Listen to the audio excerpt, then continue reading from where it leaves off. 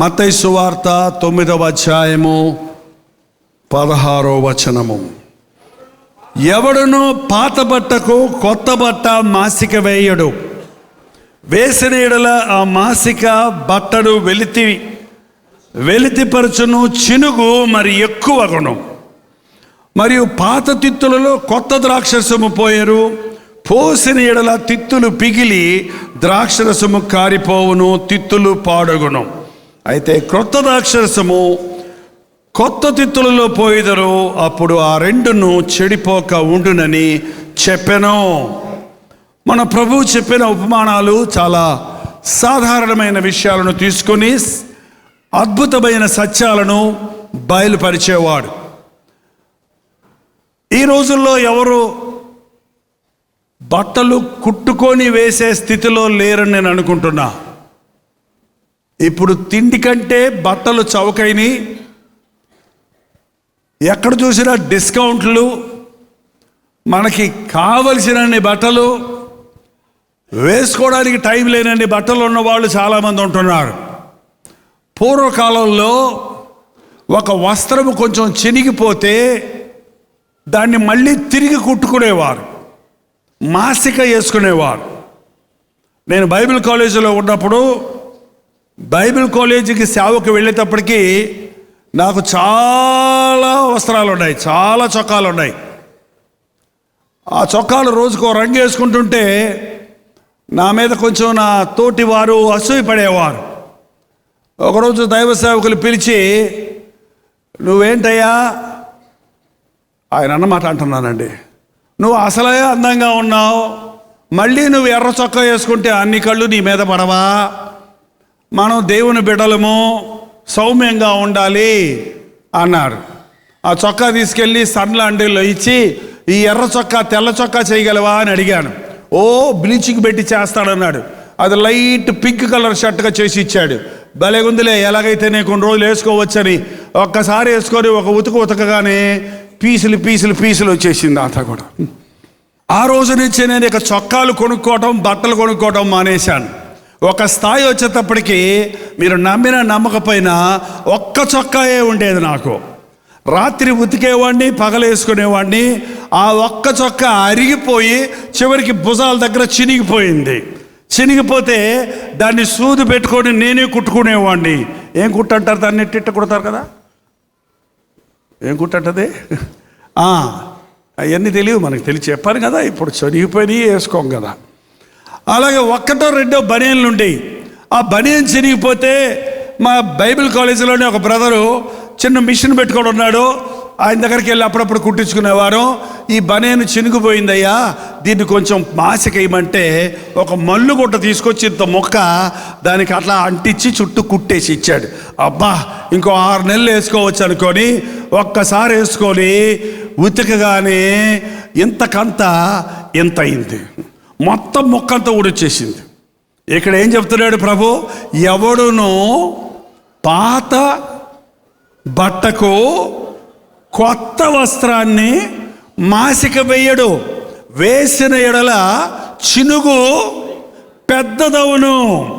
కొత్త సంవత్సరంలో మనందరం కొత్త ఆశీర్వాదాలు కావాలని ఆశపడుతున్నాం, క్రొత్త దీవెనలతో నింపబడాలని ఇష్టపడుతున్నాం. అవునన్న వాళ్ళందరూ హల్లెలూయా చెప్పండి. ఏం కావాలి? కొత్త ఆశీర్వాదాలు కావాలి, కొత్త దీవెనలు కావాలి, కొత్త ఇల్లు కావాలి, కొత్త కారు కావాలి, కొత్త వస్త్రాలు ఆల్రెడీ వేసుకొని ఉన్నారు. ఇంకా అన్నీ కొత్తదంటే మనకు చాలా ఇష్టం. కొత్తగా టీవీ కొంటాడు చూడండి, దానికి టిట్టిట్టు తుడుచుకుంటూ దాని మీద కొట్టేసి పెట్టుకుంటాడు. 3 నెలలు అయిన తర్వాత దాని మొహమే చూడటం. ఏంటంటే కొత్త వస్తువు వస్తే దాన్ని ఇది జాగ్రత్త, ఇది ఎవరు ముట్టుకోకూడదు, నేనే ఆపరేట్ చేయాలంటారు. ఆ తర్వాత ఎవరు దానికి ఊడిపోయి ఉంటాయి, అన్నీ పాడైపోయి ఉంటాయి. ఏంటంటే కొత్తది మనకి కావాలి, మంచిదే. కొత్తది కావాలన్నప్పుడు పాతది విడిచిపెట్టాలి. పాత దాని మీద కొత్తది వేసుకుంటారు చాలామంది. ఇన్నర్ గార్మెంట్స్ మార్చరండి. ఇన్నర్ గార్మెంట్స్ ఏమో గబ్బు కొడుతుంటాయి, చెమట గబ్బు. పైన మాత్రం కొత్త చొక్కా వేసుకుంటారు. నీ పక్కన కూర్చుంటే వాళ్ళు గుమగుమలాడుతారు. ఏం వాసన? లోన లొటారం, పైన పటారం. క్రైస్తవ భక్తి ఇది కాదు, కొత్త పాతల కలయిక కాదు, కొత్తది పాతదానితో పాతది కొత్తదానితో మిళితమవటం కాదు, పాతదానిని కొత్తదానితో కప్పటం కాదు. ఎవడైనా క్రీస్తు యేసునందు ఉన్న యెడల వాడు నూతన సృష్టి, పాతవి గతించను, ఇదిగో సమస్తమును క్రొత్తవాయను. క్రొత్త జీవితం అనేది క్రీస్తు ఇచ్చే జీవితం. క్రొత్తదనం అనేది మనం ప్రభు దగ్గర పొందవలసిన జీవితం.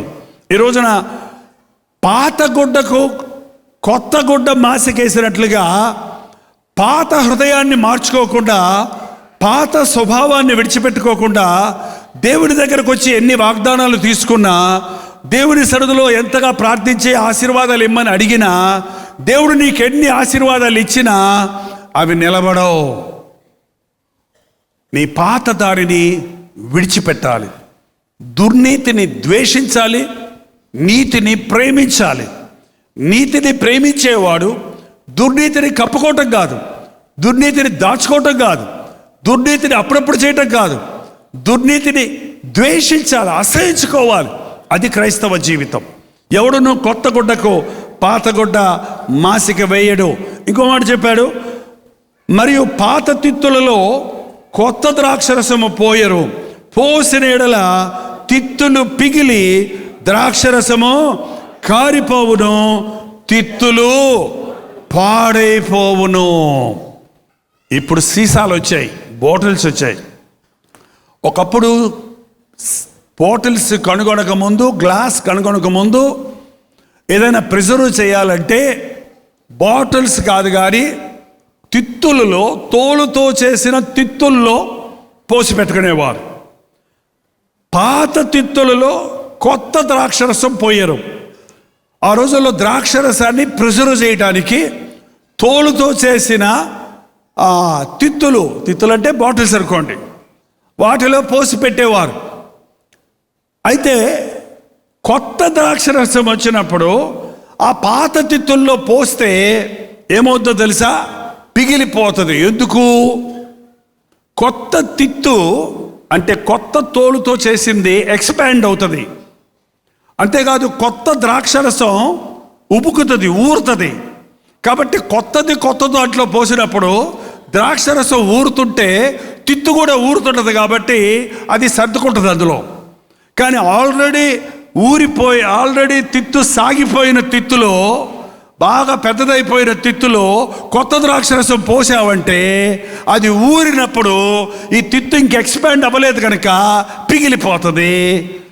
తిత్తు పాడైపోద్ది, ద్రాక్షరసము పాడైపోద్ది. ఈ కొత్త సంవత్సరంలో మన తిత్తులు, మీకు తిత్తులు ఉన్నాయా? ఏంటో తిత్తు?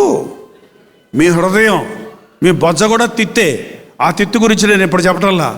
ఈ బొజ్జ తిత్తు పోసే కొలిది పెరుగుతూనే ఉంటుంది. చూడండి, ఎంత తిన్నా మీకు పొట్ట ఇట్లా అభివృద్ధి అవుద్ది. ఎందుకు దేవుడు సేఫ్ డిపాజిట్ లాకర్లాగా ఇనప పొట్ట ఇవ్వలేదా అనుకుంటాను నేను. ఇనప పొట్ట మనకి ఇచ్చి ఉంటే అంతే తిని నోరు మూసుకొని ఊరుకునేవాళ్ళు. ఈ పొట్ట ఎక్స్పాండ్ అవుతుంటే ఎంత తిన్నా సరే తిని పెద్దదయ్యే కొలది ఆ పెద్ద పొట్టను నింపడానికి ఇంకా ప్లేట్లు తినాల్సి వస్తుంది. చివరికి మంచాన పడాల్సి వస్తుంది. ఏంటండి, కొంతమందిని అక్కడక్కడ చూస్తుంటాను, 200 కేజీలు, 300 కేజీలు, 400 కేజీలు మెదలలేరు. అబ్బా, ఎంత అంటే 400 కేజీలోడు ఏం చేస్తున్నాడో తెలుసా? ఒళ్ళో గిన్నె పెట్టుకొని తింటుంటాడు. మళ్ళీ 400 కేజీలు ఉన్నోడికి ఆకలి ఎక్కువ వస్తుంది. అంత శరీరానికి రక్తం పంపు చేయాలి కాబట్టి తింటూనే ఉంటాడు. ఈ రోజున చాలామందికి అలాగా సమృద్ధిగా ఉండాలని ఆశపడుతున్నాడు. మనకి క్యాలరీస్ అంటారండి. మనం ఎంత ఖర్చు పెడుతున్నామో అంత తింటే సరిపోద్ది. చిన్నపిల్లలు బాగా తినాలి, వాళ్ళు పెరుగుతున్నారు, వారి అవయవ నిర్మాణం జరుగుతుంది, వారు దినదినాభివృద్ధి పొందుతారు. కాబట్టి వాళ్ళకి మంచి ఆహారం ఉండాలి. ఆల్రెడీ పెరిగిపోయిన మనం ఒక 18-20 ఇయర్స్ దాటిన తర్వాత మనకి ఎంత అవసరమో, ఎంత పని చేస్తున్నావో దానికి తగినంత, ఎన్ని క్యాలరీస్ బర్న్ చేస్తున్నావో దానికి తగినంత మాత్రమే తినాలి. లేకపోతే అడ్డంగా పెరుగుతావు అన్నమాట. పిల్లలు తిని ఎత్తుగా పెరుగుతారు. మనం మితిమీరి తింటే స్థూలకాయలం అయ్యి ఆరోగ్యాన్ని పాడు చేసుకుంటున్నాం. చాలామందికి ఆ పాత తిత్తులో కొత్త ద్రాక్షరసం పోసినట్టు ఆ పాత జీవితమే, ఆ పాత అలవాట్లే, ఆ పాత స్వభావాలే, ఆ పాత పొట్టే, ఆ పాత మనసే, ఆ పాత జీవితమే, అందులో క్రొత్త ఆశీర్వాదాలు ఈ నూతన సంవత్సరంలో నాకు దేవుడు ఇవ్వాలి అని రాత్రి చాలామంది ప్రార్థన చేశాం. ఈ పూట కూడా ఎక్స్పెక్ట్ చేస్తున్నాం, దేవుడు నాకు కొత్త జీవితం ఇవ్వాలి, కొత్త ఆశీర్వాదాలు ఇవ్వాలి, కొత్తమైన వస్తువులు ఇవ్వాలి, కొత్తగా నన్ను అభివృద్ధి పరచాలి, నా కొరతలన్నీ తీర్చాలి, నా లేమిలన్నీ తీర్చాలి అని ఆశపడుతూ ఉన్నాం. దేవుడు మనల్ని ఎంత ఆశీర్వదించినా కొందరి జీవితాల్లో ఆశీర్వాదాలే లేవు. కారణం ఏంటో తెలుసా? చిన్ని కొండలో నీళ్లు పోస్తే ఎన్ని బిందెలు పోస్తే నిండుద్ది? పోసినవి పోస్తుంటే పోయాయి, పోతూనే ఉంటాయి. మన జీవితాల్లో ఇన్ని సంవత్సరాలుగా ప్రభువుని నమ్ముకున్నాను, నేను ఇంకా ఆశీర్వదించబడలేదే అనుకుంటున్నావేమో. నీకు చిల్లుందేమో, నీ పాత తిత్తుందేమో. ఎన్ని పోసినా ఎక్స్పాండ్ అవ్వకుండా, నీ జీవితంలో అభివృద్ధి లేకుండా అదే స్థితిలో ఉన్నావు. ఒక్కొక్కసారి పిగిలిపోయినట్టు నీవు అవి కూడా పోగొట్టుకొని ఏమి లేని స్థితిలో మిగిలిపోతున్నావు. దేవుడు ఆశీర్వదించాలన్నవాడు మొదటిగా మన హృదయాన్ని సిద్ధపరచుకోవాలి. ఒక గ్లాసులో నీళ్ళు ఉన్నాయనుకోండి, మురికి నీళ్ళు ఉన్నాయనుకోండి, ఆ గ్లాసు మంచి పాలతో నింపాలనుకోండి, మొదట ఏం చేయాలి? ఆ నీళ్ళల్లోనే పాలు పోసావనుకో, ఏమవుతుంది? అది మొత్తం పాడైపోతుంది. ఆ నీళ్లను ఖాళీ చేసినప్పుడు, అది కడిగి శుద్ధి చేసినప్పుడు, అందులో మంచి శ్రేష్టమైన పాలు పోసినప్పుడు అది శ్రేష్టమైనటువంటి కార్యంగా ఉంటుంది. మన జీవితాల్లో మన హృదయం కడుక్కోకుండా దేవుని దగ్గర నుంచి ఎన్ని ఆశీర్వాదాలు పొందినా అవి కల్మషమైపోతున్నాయి, అవి పాడైపోతున్నాయి, అవి పనిచేయటం లేదు నీ జీవితంలో. కాబట్టి ఎన్ని కొత్త సంవత్సరాలు మారినా బ్రతుకు మారని వారిగానే మిగిలిపోతూ ఉన్నావు. ఎన్ని కొత్త సంవత్సరపు వాగ్దానాలు తీసుకున్నా వాటి నెరవేర్పు నీ జీవితంలో చూడలేకపోతున్నావు. కొత్త తిత్తుల్లో కొత్త ద్రాక్షరసం వేయాలన్నట్టు నూతన హృదయంతో, నూతన ఆత్మతో మనం ప్రార్థన చేసి నూతన ఆశీర్వాదాలు సంపాదించుకుంటే మనం వర్ధిల్లుతాం. అందుకే ప్రభు అంటున్నాడు, నేను నీకు నూతన హృదయం ఇచ్చేదను, నూతన స్వభావము కలుగజేసేదను. ఎహెజ్కేలు గ్రంథం 36:26. నూతన హృదయమును మీకు ఇచ్చేదను, నూతన స్వభావమును మీకు ఇచ్చేదను, రాతి గుండె మీలో నుండి తీసివేసి మాంసపు గుండెని మిచ్చెదను, నా ఆత్మను మీ యందుంచి నా కట్టలను అనుసరించి వారిగా, నా విధులను గైకొని వారిగా మిమ్మల్ని చేసేదను. ఈ వాగ్దానాన్ని మనం సొంతం చేసుకోవాలి. కొత్త ఆశీర్వాదాలు కాదు మనకు కావాల్సింది, కొత్త వస్తువులు కాదు మనకు కావాల్సింది, కొత్త లెవెల్, కొత్త హెచ్చుదల కాదు మనకు కావాల్సింది. మనకు కావాల్సింది నూతన హృదయం. నూతన హృదయంలో నూతన ఆశీర్వాదాలు పోస్తే అవి సమృద్ధిగా ఉంటాయి. నీ హృదయం మారకుండా, నీ హృదయం కడగబడకుండా ఎన్ని దీవెనలు దేవుడు నిన్ను దీవించినా, ఎన్ని ఆశీర్వాదాలు నీకు అందించినా, ఎన్ని రీతులుగా నిన్ను దేవుడు ఆశీర్వదించాలని ఆశించినా నీ జీవితంలో వాటిని పొందలేవు. కారణం, నీ హృదయం చెడిపోయింది. చెడిపోయిన హృదయాన్ని పక్కన పెట్టి నూతనమైన హృదయాన్ని దేవుడు ఇస్తానంటున్నాడు. మళ్ళీ ఒకసారి అందరూ చదవండి. 26:36. ఎహెజ్కేలు గ్రంథం 36:26. నూతన హృదయము మీకు ఇచ్చేదను, నూతన స్వభావమును మీకు కలుగజేసేదను, రాతి గుండెను మీలో నుండి తీసివేసి మాంసపు గుండెను మీకు ఇచ్చేదను, నా ఆత్మను మీ యందుంచి నా కట్టడలను అనుసరించి వారిగా, నా విధులను గైకొని వారిగా నేను మిమ్మల్ని చేసేదను. నా ఆత్మను మీలో ఉంచుతాను. నా ఆత్మను మీలో ఉంచి నన్ను వెంబడించేవారిగా, నా మాట వినేవారిగా, నన్ను అనుసరించేవారిగా నేను దీవిస్తాను. నీ అంతట నువ్వు మారలేవండి. నీ అంతట నువ్వు మారగలిగితే యేసుప్రభు ఈ లోకానికి రావాల్సిన అవసరమే లేదు.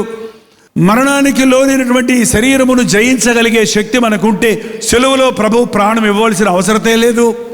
కానీ ఈ రోజున ప్రభువు చేసిన శిలువ యాగము ద్వారా నీకు నూతన జీవితాన్ని ఇవ్వడానికి, నూతన ప్రారంభం ఇవ్వడానికి, he will give you a new starting. ఈ రోజు నుంచి ఒక నూతనమైన ప్రారంభము నీ జీవితంలో ఇవ్వడానికి, నూతనమైన హృదయాన్ని నీకు ఇవ్వడానికి, నీలో తన ఆత్మను ఉంచి తన కట్టడలను అనుసరించినట్లుగా, తన యొక్క ఒక జీపీఎస్ని మనసులో పెట్టినట్టు అన్నమాట. ఏంటంటే కారులో ఎక్కి నువ్వు కొడితే ఏం చేస్తా చెప్పడదే, ఎంత చక్కగా గైడ్ చేస్తుందో, ఎంత దూరం ఉందో చెప్పుద్ది, ఎంతసేపుడికి చేరతావో చెప్పుద్ది, ఏ పక్క తిరగాలో, ఏ రైట్ తిరగాలో, లెఫ్ట్ తిరగాలో, ప్రమాదం, నువ్వు ఎక్కువ స్పీడ్కి వెళ్తున్నావు, జాగ్రత్తగా వెళ్ళు అని ఎలా ఘోషిస్తూ ఉంటుందో, పరిశుద్ధాత్ముడు మన హృదయాలలో ఉన్నప్పుడు, మనం దేవుని ఆత్మచేత ప్రేరేపించబడుతున్నప్పుడు, మనం తప్పు చేస్తున్నప్పుడు, మనం పాపానికి చోటిస్తున్నప్పుడు, మనం దారి తప్పుతున్నప్పుడు, మనం దేవుడిని దుఃఖపరుస్తున్నప్పుడు, మన హృదయంలో దేవుని ఆత్మ హెచ్చరిస్తూ ఉంటాడు.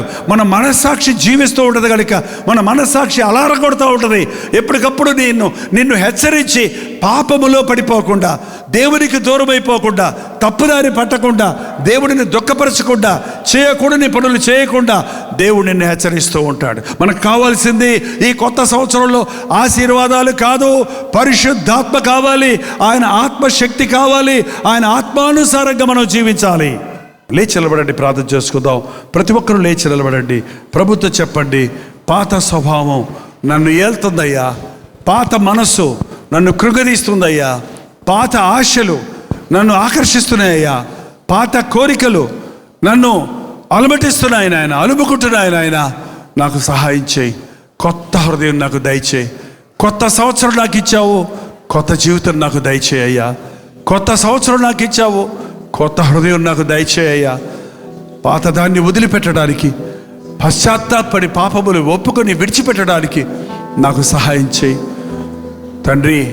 యాకోబులాగా నేను మోసగాడిని, యాకోబులాగా నేను లోకాశలతో నిండిన వాడిని తండ్రి. నీతో పెరుగులాడుతున్నాను ఈ సమయంలో. నాకు నూతన హృదయం దయచేయి, నాకు నూతన ఆశీర్వాదం దయచేయి. ఈ నూతన సంవత్సరంలో నూతన ఆశీర్వాదాలు దయచేయి నాయన. నా పేరు మార్చు, నా బుద్ధి మార్చు, నా హృదయం మార్చు, నా స్వభావం మార్చు, నా జీవిత గమ్యాన్ని మార్చు నాయన. నీకు వ్యతిరేకంగా వెళ్తున్నానయ్యా, నా ఇష్టానుసారంగా వెళ్తున్నానయ్యా. నీ మార్గంలో నన్ను నడిపించు, నీ ఆత్మతో నన్ను ఒప్పించు. ప్రతి ఒక్కరూ నోరు తెరిచి ప్రార్థన చేద్దాం.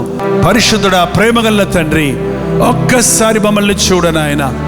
నీ కృప వలన మరో నూతన సంవత్సరంలో ప్రవేశించిన మమ్మల్ని చూడయ్యా. నీవు స్తుతికి పాత్రుడవయ్యా. నీకు వందనములు నాయన. హేతువు లేకుండానే మమ్మల్ని ప్రేమించావయ్యా, కారణము లేకుండానే మమ్మల్ని ఆశీర్వదించావయ్యా. మా మీద జాలిపడి మమ్మల్ని ఇంకా ఇంకా ఆశీర్వదించాలని ఆశిస్తున్నావయ్యా. వాటిని మేము దాచుకోలేక, కూర్చుకోలేక, మా పాత హృదయంలో వాటిని నిలుపుకోలేకపోతున్నామని ఏమి లేని వారిగా మిగిలిపోతున్నామయ్యా. నువ్వు ఆశీర్వదిస్తూనే ఉన్నావు మమ్మల్ని, అయినా మాకే ఆశీర్వాదము మిగలటం లేదేంటి అని పరీక్షించుకోవడానికి ఈరోజు సహాయం చేయి. పాత తిత్తుల్ని కొత్త తిత్తులుగా చేస్తానన్నావు, పాత హృదయాన్ని కొత్త హృదయంగా మారుస్తానన్నావు, పాత స్వభావాన్ని విడిచి నవీన స్వభావాన్ని ధరించమన్నావు. ఇదిగో ఈ రోజున ఈ ఆవరణలో ఉన్న ప్రతి ఒక్కరికి నూతన హృదయము దయచేయి నాయన. ఈ హ్యాపీ న్యూ ఇయర్లో మాకు కావలసింది ఒక్కటే, నూతన హృదయము మాకు దయచేయి నాయన. నూతన స్వభావం మాకు దయచేయి నాయన.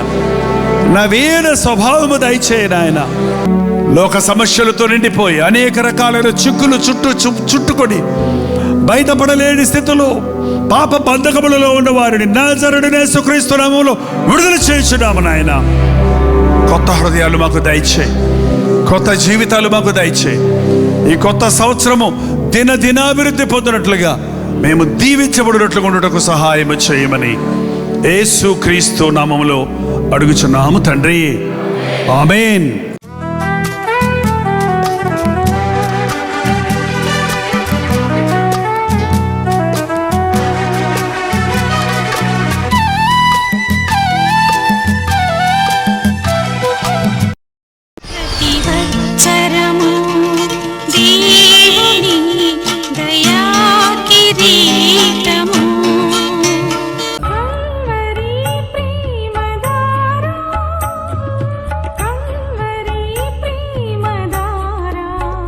కల్వరి ప్రేమధార అనే మా ద్విమాస పత్రికను ఈ మధ్య త్రైమాస పత్రిక అంటే 3 నెలలకి ఒక్కసారి మాత్రమే ప్రింట్ చేయగలుగుతున్నాం.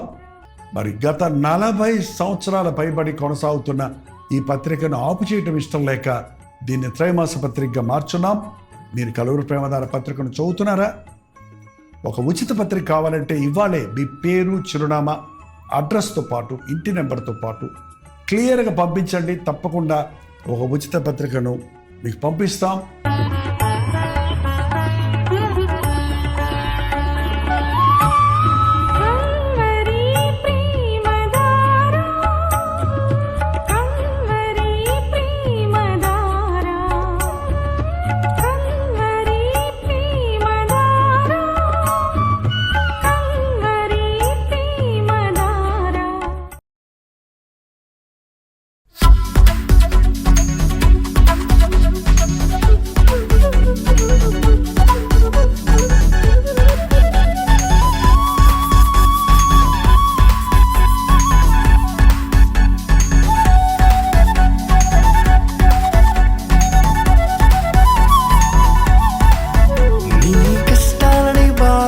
శ్రమలన్నీ తీర్చే అనాథుడు యేసే. నీ కష్టాలని బాధలన్నీ శ్రమలన్నీ తీర్చే అనాథుడు యేసే.